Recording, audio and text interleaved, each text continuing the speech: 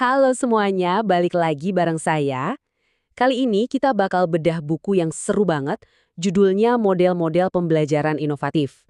Nah, kita akan lihat gimana sih cara-cara baru ini bisa mengubah total pengalaman belajar kita. Jadi lebih interaktif, lebih nyambung sama dunia nyata, dan yang pasti jadi jauh lebih asyik. Oke, ngaku aja deh. Siapa sih yang belum pernah ngerasain ini? Duduk diam di kelas, dengerin guru, sambil lirik-lirik jam, berharap cepetan istirahat. Ini kan pengalaman kita semua ya. Tapi pertanyaannya, emang belajar harus kayak gitu? Atau jangan-jangan ada cara yang lebih baik?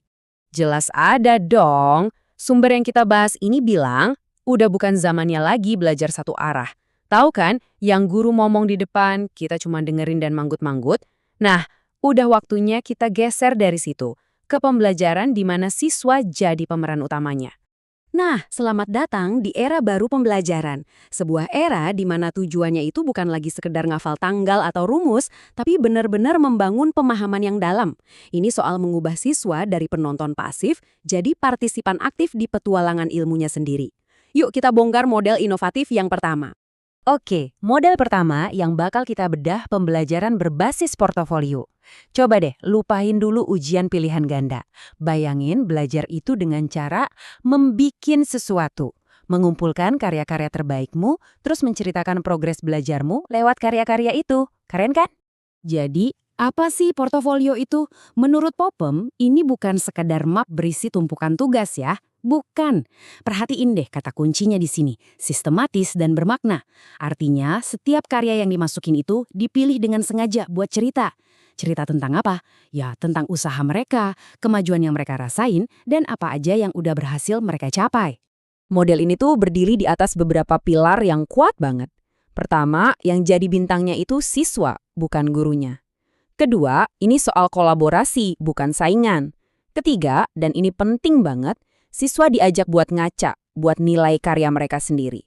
Dan terakhir, ini jadi jembatan yang nyambungin teori di kelas sama praktik di dunia nyata. Terus, gimana cara kerjanya? Prosesnya tuh rapi banget loh. Mulai dari cari masalah di dunia nyata, terus siswa milih mau fokus kemana. Mereka kumpulin info, bangun portofolionya pelan-pelan, dan puncaknya, ini yang paling keren, momen showcase. Disinilah mereka bisa pamer hasil kerja keras dan apa aja yang udah mereka pelajari. Satu siklus belajar yang lengkap. Nah, sekarang kita pindah ke model berikutnya yang pakai salah satu alat belajar paling ampuh, ngobrol. Pernah kepikiran gak sih betapa dahsyatnya kekuatan sebuah diskusi? Inilah yang namanya belajar lewat kolaborasi. Definisinya mungkin kedengaran simpel ya, tapi intinya dalam banget.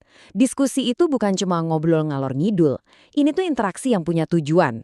Tukar ide, mempertahankan argumen pakai data, dan kerja bareng buat cari solusi. Ini adalah proses mikir kritis yang dijalanin bareng-bareng. Dan gambar ini nunjukin contoh yang pas banget. Ukuran kelompok itu penting loh. Buku ini bilang, kelompok yang ideal itu isinya 5-7 orang. Kenapa? Soalnya di kelompok yang lebih kecil nggak ada tempat buat sembunyi. Semua orang jadi kepancing buat ngomong, buat didengerin, dan buat kasih kontribusi. Manfaatnya, wah banyak banget. Siswa jadi nggak pasif lagi. Mereka benar-benar terlibat langsung. Mereka jadi belajar gimana caranya mikir kritis, gimana caranya ngomongin pendapat dengan pede, dan yang nggak kalah penting, belajar dengerin dan hargain pendapat orang lain. Ini kayak latihan demokrasi kecil-kecilan di kelas. Oke, buat model terakhir kita, yuk kita main peran sedikit. Kita akan bahas model simulasi, di mana belajar itu artinya ngerasain langsung sebuah situasi di lingkungan yang aman. Siap beraksi? Simulasi itu pada dasarnya ya belajar sambil praktek.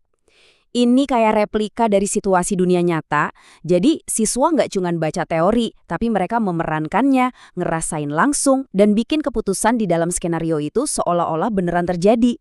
Kenapa ini efektif banget? Pertama, jujur aja, ini seru. Kalau belajar seru, motivasi pasti naik. Terus, ini cara yang bagus banget buat ngasah komunikasi. Dan yang paling penting, ini kayak laboratorium aman yang bikin siswa bisa eksperimen, coba hal-hal baru, bahkan bikin salah, tanpa ada konsekuensi di dunia nyata. Kutipan ini benar-benar nangkep esensinya. Kata kuncinya, 1. Aplikasi. Simulasi itu maksa siswa buat ambil teori dari buku dan langsung menerapkannya buat mecahin masalah di skenario yang terasa nyata.